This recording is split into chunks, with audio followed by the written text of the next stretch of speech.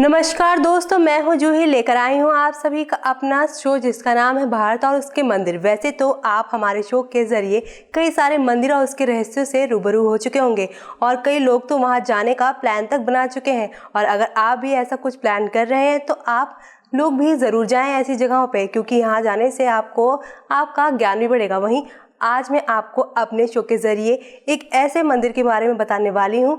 जी हाँ, आपको बता दें कि रामायण काल के इलाहाबाद में यमुनोत्री की पारायण यात्रा निकले गोस्वामी तुलसीदास ने बाह के परना गांव में यमुना नदी के किनारे हनुमान जी की प्रतिमा स्थापित कर खेचूर के पेड़ के नीचे बैठकर रामचरितमानस के कुछ दोहे और चौपाइयाँ लिखी थी। तो आइए जानते हैं कि इस मंदिर और कई सारे रहस्यों के बारे में। जानिए, देखिए और हमारी खास रिपोर्ट। रामायण काल में इलाहाबाद से यमुनोत्री की पारायण यात्रा पे निकले गोस्वामी तुलसीदास ने बाह के परान गांव में यमुना नदी के किनारे हनुमान जी की प्रतिमा स्थापित कर खेचूर के पेड़ के नीचे बैठकर रामचरितमानस के कुछ दोहे और चौपाइयाँ लिखी थी। यहाँ पर रामबाग और सीता के कोठर स्थापित कर धर्म अध्यात्मक की ब्यार बहाई थी और पटना में हनुमान मंदिर तो आज भी मौजूद है। आपको बता दें कि अपनी वित्त पारायण यात्रा के दौरान गोस्वामी तुलसीदास के बेटेश्वर गो गांव पटना भावपुरा पदचाट पांडे थे, तो वहीं पटना में बाकायदा हनुमान प्रतिमा स्थापित कर 15 दिन रुके तुलसीदास ने रामचरितमानस के कुछ दोहे और चौपाइयाँ लिखी थी। वहीं साहित्यकार डॉक्टर विपिन मिश्रा ने इसके बारे में बताया कि हनुमत प्रतिमा के पास ही तुलसीदास ने अपनी सिद्ध पीठ रामबाग बनाई है और पास में ही सीता की कोठर थी। यहाँ आने वाले सभी श्रद्धालुओं की मुराद पूरी होती है। कई बार बाढ़ को झेलने के बाद पटना में हनुमत प्रतिमा वर्तमान में भव्य मंदिर में स्थापित है। हालांकि रामबाग और सीता की कटोर का अब अस्तित्व नहीं बचा है। जानकारी दे दे 77 साल के होरीलाल ने बताया है कि रामायण कालीन हनुमत प्रतिमा पर साल में 2 बार मेला लगता है, तो वहीं हर मंगलवार को यहाँ पर भजन कीर्तन का दौर चलता है और 77 साल दूजा देवी भी हनुमान मंदिर के प्रति लोगों की आस्था देख अभिभूत हो जाती हैं। तो सुना आपने, यहाँ पर रामबाग और सीता के कोठर स्थापित है। ये मंदिर कितना अच्छा लगता होगा ना। तो वहीं अब बात करते हैं अपने कई मंदिर शिव के मंदिर के बारे में और शिवलिंग या मूर्ति की पूजा करती हुई देखी होगी, लेकिन देश में उसका एक ऐसा भी मंदिर है जहाँ ना तो उनका शिवलिंग की पूजा होती है और ना ही उनकी मूर्ति की, पर इस मंदिर में भगवान शिव के अंगूठे की पूजा की जाती है। और ये मंदिर है राजस्थान के सिरोही जिले में माउंट आबू के पास। हिल स्टेशन माउंट आबू में भगवान शिव के कई प्राचीन मंदिर हैं, जिस कारण से इसे अर्धकाशी नाम से भी जाना जाता है। तो आइए जानते हैं कि इस मंदिर के और क्या क्या मान्यताएं हैं। आपने कई भगवान शिव के मंदिर में उनके शिवलिंग या मूर्ति की पूजा होती हुई देखी होगी, लेकिन देश में उनका एक ऐसा भी मंदिर है जहां ना तो उनके शिवलिंग की पूजा होती है और ना ही उनकी मूर्ति की। इस मंदिर में भगवान शिव के अंगूठे की पूजा की जाती है और ये मंदिर है राजस्थान के सिरोही जिले में माउंट आबू के पास। हिल स्टेशन माउंट आबू में भगवान शिव के कई प्राचीन मंदिर हैं, जिस कारण से इसे अर्धकाशी नाम से भी जाना जाता है। आपको बता दें कि माउंट आबू से करीब 11 किलोमीटर दूर अचलगढ़ की पहाड़ियों पर स्थित अचलेश्वर महादेव मंदिर में महादेव के अंगूठे की पूजा की जाती है और ऐसा माना जाता है कि यहाँ स्थित पर्वत भगवान शिव के अंगूठे पर टिका हुआ है। तो वहीं यहाँ पर भगवान के नीचे प्राकृतिक रूप से बना हुआ एक गड्ढा है और इस गड्ढे में चाहे कितना भी पानी डाले लेकिन ये कभी नहीं भरता और इसमें चढ़ाया गया पानी कहाँ जाता है आज तक एक रहस्य बना हुआ है। जानकारी दे दे, इस मंदिर के बाईं ओर 2 कलात्मक खम्भों पर धर्म कांटा बना हुआ है और माना जाता है कि इस क्षेत्र के शासक राज सिंहासन पर बैठने से पहले मंदिर में आशीर्वाद लेते हैं और फिर इसी धर्म कांटे के नीचे जनता के सामने न्याय की शपथ लेते हैं। तो सुना आपने कि यहाँ पर भगवान शिव के अंगूठे पर टिका हुआ है। तो वहीं आप तो पूजा पाठ में देवी देवताओं को उनका पसंदीदा फूल अर्पित करते होंगे, क्योंकि ऐसा माना जाता है कि उन्हें खुश होने के लिए ये सबसे बड़ी बात है। लेकिन भगवान शिव को अपने पसंदीदा फूल से दूर रखना पड़ता है और भगवान शिव को उनका पसंदीदा फूल चंपा अर्पित नहीं किया जाता। और क्या आप जानते हैं कि इस फूल को भगवान शिव की पूजा से दूर क्यों रखा जाता है? तो आइए जानते हैं आखिर ऐसा क्यों है, और इसके लिए आपको देखनी पड़ेगी हमारी एक खास रिपोर्ट। यूँ तो पूजा पाठ में देवी देवताओं को उनका पसंदीदा फूल अर्पित किया जाता है, क्योंकि ऐसा माना जाता है कि उनसे वो खुश होते हैं। लेकिन भगवान शिव को अपना पसंदीदा फूल से दूर रखते हैं और भगवान शिव को उनका पसंदीदा फूल अर्पित नहीं किया जाता। जी हाँ, क्या आप जानते हैं कि इस फूल को भगवान शिव की पूजा से दूर रखा जाता है। आपको बता दें कि ऐसा माना जाता है कि एक बार नारद मुनि को पता चला कि किसी ब्राह्मण ने बुरी नियत से चंपा के फूल को तोड़ा है, और जब नारद मुनि के ऋषि से पूछा कि क्या किसी ने उसके फूलों को तोड़ा है, तो पेड़ ने उन्हें इनकार कर दिया है। साथ ही आपको बता दें, जब नारद मुनि ने पास ही शिव मंदिर में शिवलिंग को चंपा के फूलों से ढका पाया तो उसे सारी सच्चाई पता चल गई और उन्हें ये बात समझते देर नहीं लगी कि ब्राह्मण ने भगवान शिव की यहाँ पर पूजा की और भगवान की कृपा से वो ब्राह्मण एक शक्तिशाली राजा बन गया, जिसने गरीबों को परेशान करना शुरू कर दिया है और भगवान शिव ने उस ब्राह्मण की मुराद भी पूरी कर दी है।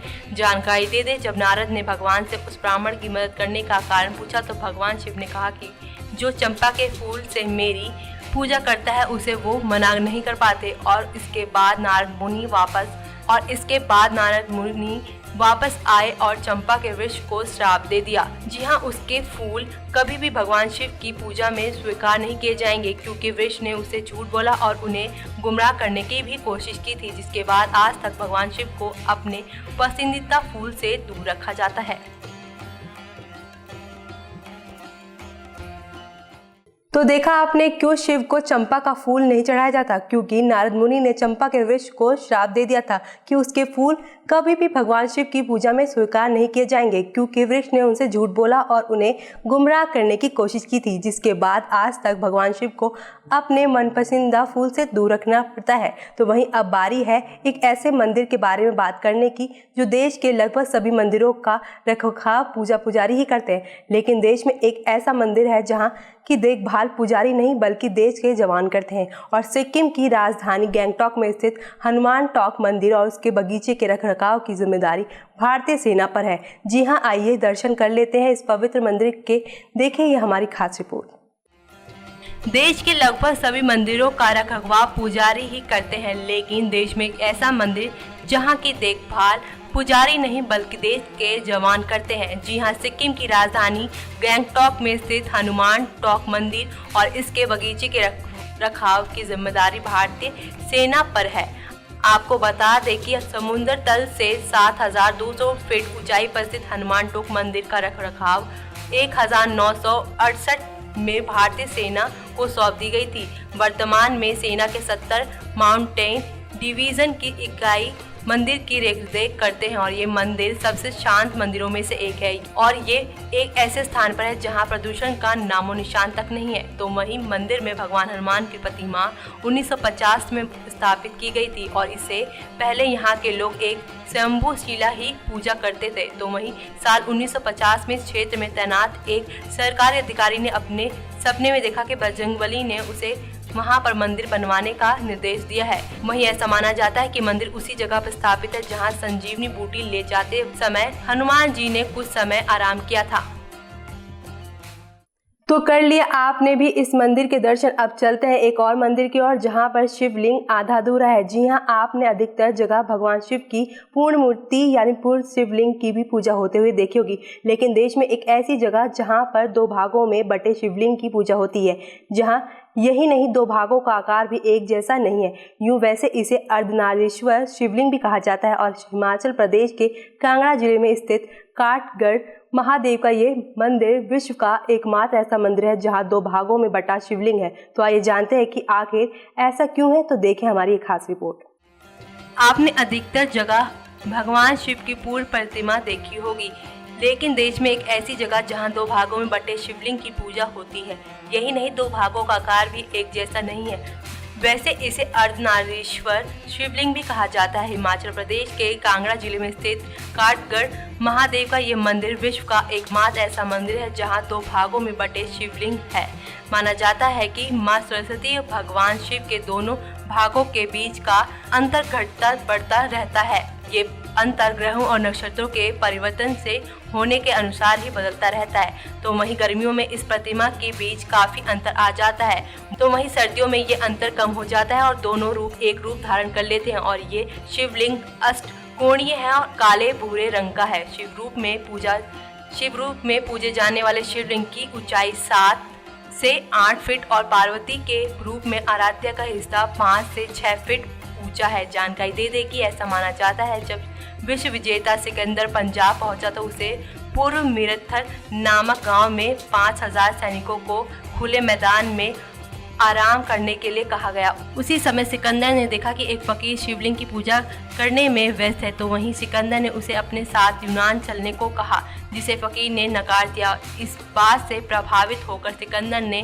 काटगढ़ महादेव मंदिर बनाने के लिए 4 दीवारी बनवाई और ब्यास नदी की ओर अष्टकोणीय चबूतरा बनवाए, जो आज भी मौजूद है।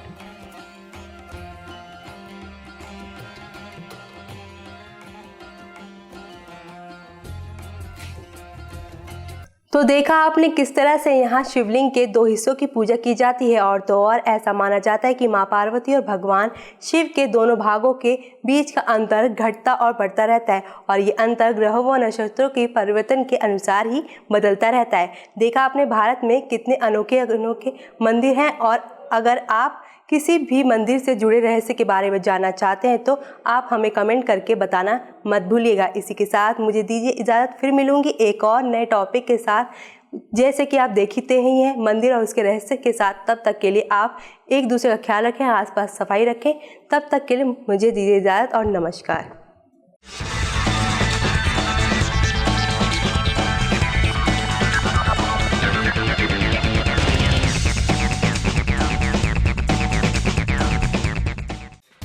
Subscribe now to receive new updates, reviews and news.